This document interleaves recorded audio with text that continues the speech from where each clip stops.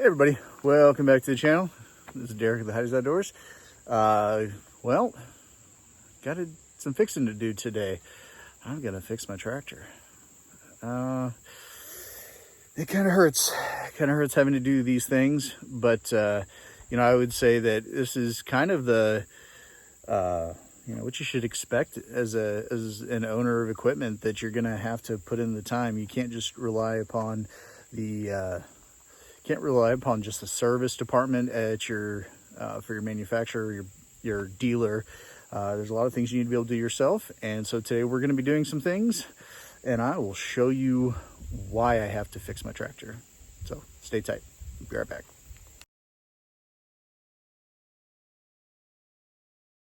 So the first thing I want to answer is this a fault with the tractor?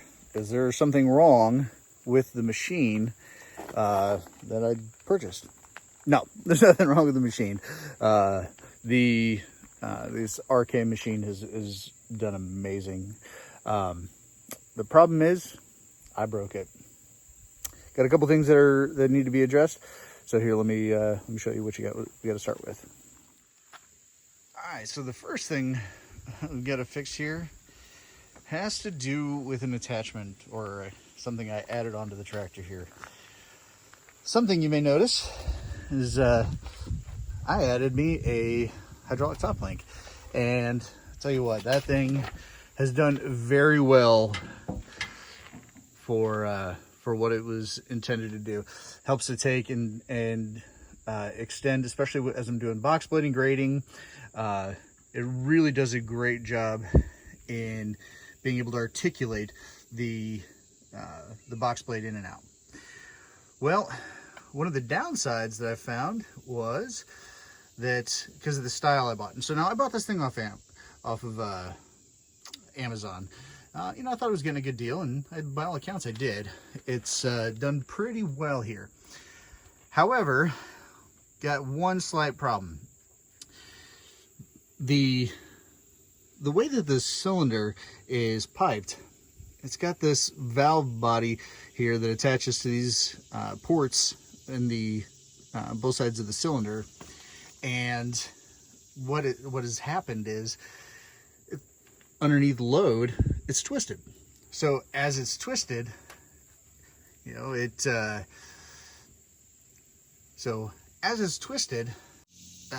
clockwise, and the valve body, whenever I raised it up, it ran into and put a lot of pressure on my SEV couplers. So that bent one of the couplers and the adapters. So I ended up having to take it off and go get a new one. So what I recommend is anybody who is doing the kind of work where they need to manipulate their 3-point attachment, that they seriously look at finding a compatible top link, because it has been amazing in what it's been able to do. It saves a lot of time for me. Instead of having to adjust a manual turnbuckle, which can be, let's be honest, that's kind of a pain, especially whenever you're trying to adjust something that weighs hundreds and hundreds of pounds. You got to raise and lower it, take the weight off of it, or you got to apply a little bit of pressure to one side or the other side in order to get it to line up properly. So I highly recommend using a top link. However, where you got to be careful and take into consideration something that I didn't, is how that top link will line up with your valves. So as you can see, there's not a whole lot of clearance here in the path of the top link and those valves. So I damaged my my valve, so I'm gonna have to replace them here. Unfortunately, it started leaking, and I gotta do it. So let's get started. I highly recommend finding a local hydraulic shop and developing a relationship with them, and kind of letting them know, hey, these are the kinds of things you're needing. They'll kind of help steer you and help you work through some of these types of things. Now, I could have ordered some replacement adapters and couplers from Rural King, or heck, even because these are manufactured by TYM for TYM products. The same parts actually apply to Branson, they apply to TYM, they apply to Mahindra tractors. So I could have easily have picked these up from another local dealer, gone to Rural King and ordered them. But then looking at the price point, they're kind of expensive, because they are, when you're talking OEM, you're gonna spend. I priced them needing everything out, and it was gonna come to roughly, for just the 2 adapters and 2 couplers, was gonna roughly run about $150 to $170, depending on where I ordered. Well, by going through a local hydraulic shop, I was able to get the parts that I need for $44. So to me, it was a no-brainer. Now, one thing to understand about these tractors, and I imagine that you're going to find the same is true of Mahindra, of Branson's, of TYM's, and others that are underneath, or manufactured by with the same designs and the same underneath the same umbrella, is a lot of these parts, they're not just your standard SAE threads. A lot of these are your British thread, and so that's another reason to make certain that you're coordinating or you talk with a local hydraulic shop who has knowledge of these components, because you try and just go order something, say, off Amazon, and what you're going to order, it very well may likely, you think you're getting a good deal, but I got a way better deal by going with local business, and I was able to get what I needed, and they had all the parts in stock, because it's it's not uncommon, but it's something that unless you as an owner who's working on your own equipment can recognize the difference between your British threads or your SAE threads, I think that's another really good reason to make certain that you consult with somebody who works with this stuff all the time, whether that's your dealer or whether that's your local hydraulic shop who can help you address things.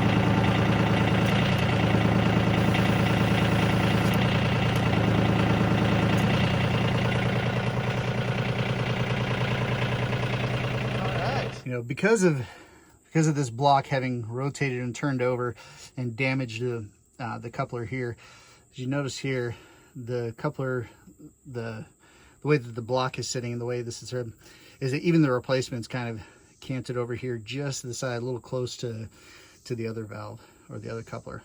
So looks like there may have been just enough force from this pulling whenever it pulls up and running into this coupler, may have been just enough to damage the threads a little bit in there. So it took a little bit to get it threaded in, but instead of using the O-rings, we decided to go with some crush washers in order to try to create a good tight seal there.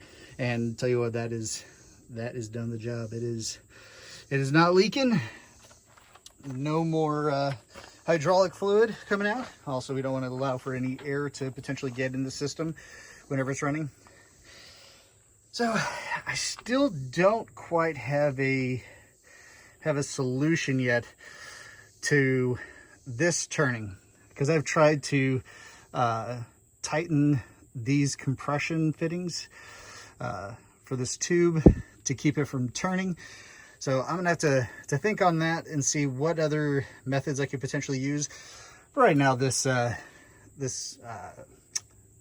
steel hose clamp is one of those adjustable that you can cut your own length, and it's working pretty well, to be honest with you. So I was able to get that fed around, get it tightened down, and it's working pretty well. I don't think that's a good permanent solution, so I'll have to think about what's the best way to address that. But for the time being, I will consider this issue fixed. All right, let's go look at the other issue I need to address here today, and I think it's going to be a little interesting. You should probably notice. Let's get a good look in here. You notice anything wrong with that bracket there? Yep, the grill guard, or the brush guard, is taking a little bit of damage on both sides, as you can see. With the right side, take it back to, I guess, the driver's side, left side, depending on which way you're looking. It got bent back. Well, I mean, so I think what that tells me is that it did its job, in the sense that it didn't allow the material that I was working, which I'll show you right here what I was doing.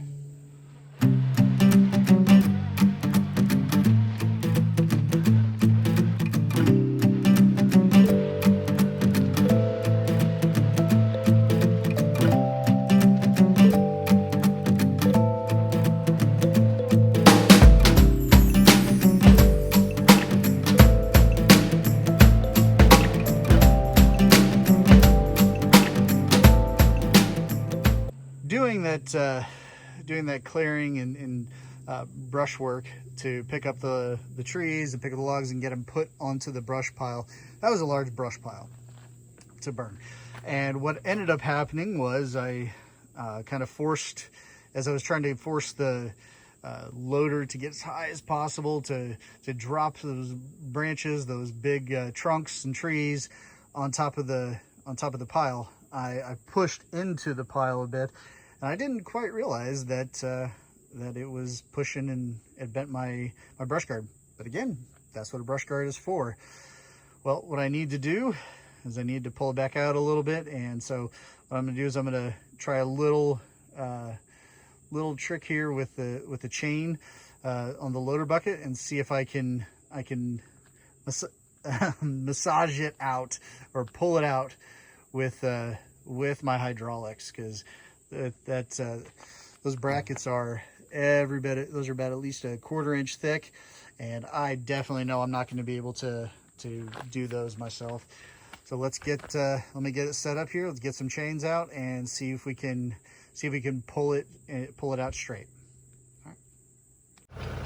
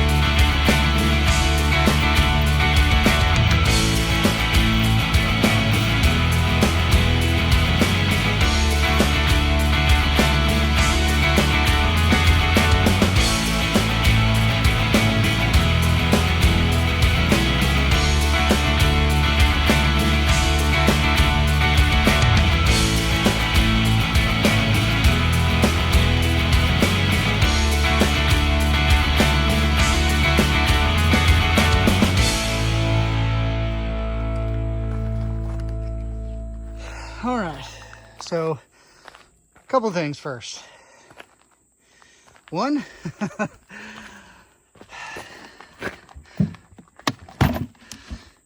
tell you what, I don't think I've found a better container for keeping my chains. Kitty litter box. This thing has, it's designed to hold a fair amount of weight. It seals pretty well, so it stays pretty well watertight. It's got a decent handle. It's served me pretty well. If we look at the brush guard now, it's pulled back out. I mean, it's not perfect, but I think that now I'll be able to get the hood open. Let's try that. Got my universal key. Nice good blow.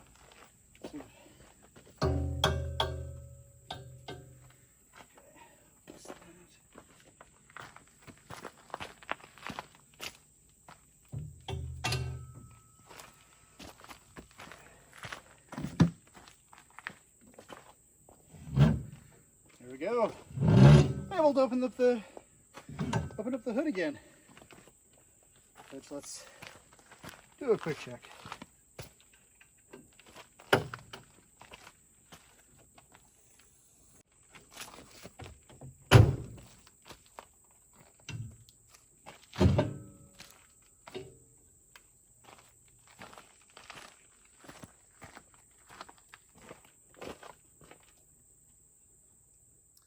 All right, so there we go, folks.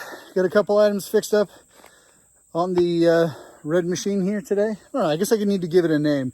I don't know what to call it yet. I've had it for a while, about 100 hours now. Still don't know. What do you think?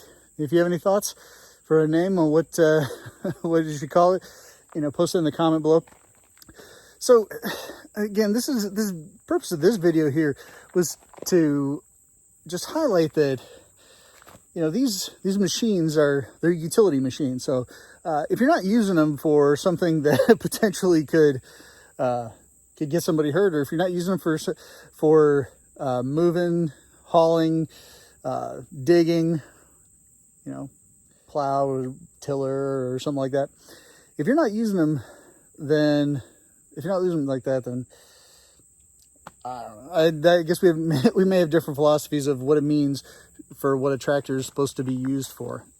But when you're going to have things that happen, trying to load a whole bunch of brush up onto and some 15-inch logs, 15-inch tree trunks onto a burn pile is gonna you're gonna bump or rub something when you're trying to move a whole bunch of material as quickly as possible, because you don't want to stay right on a burn pile. You want to get it up there and get it off, or get off it. So pushing into something like that, yeah, that's the whole purpose of the grill guard. I might need to invest in or make a more robust bracket system, or even add something to put in there, so that way I can protect the hood a little bit better. But it served its purpose. I mean, it's the whole reason why they're there. So then also, got the rear remotes fixed. They're functioning perfect now. At some point in the future, I do plan to add some additional rear remotes on there. I think might go with either another Summit hydraulic kit or setup, so that way I can operate electronically from some switches on it. The lever for the for the rear valve, not the biggest fan of using that manual lever. So anyways, we'll probably have some videos on that a little later on, and have some more videos coming out soon on how the whole machine is continuing to function, especially with the third function kit I installed from Summit. So I want to make sure and I can fully speak to how it's operating. So that'll be upcoming soon. And if you have any suggestions or anything you're curious about, drop it in the comments, and we can try to answer it or find out the answer. And because I think that there's just not enough information out there about Rural King tractors. I mean, they're TYM, so if you don't know to look at a lot of the TYM information, then there's definitely less to know out there. So I think that'll about do it for this video. Thanks everybody for taking a few minutes and spending it with us here today. Now it's time to put that guy to work now that I've got everything kind of fixed up. And we'll see you in the next video.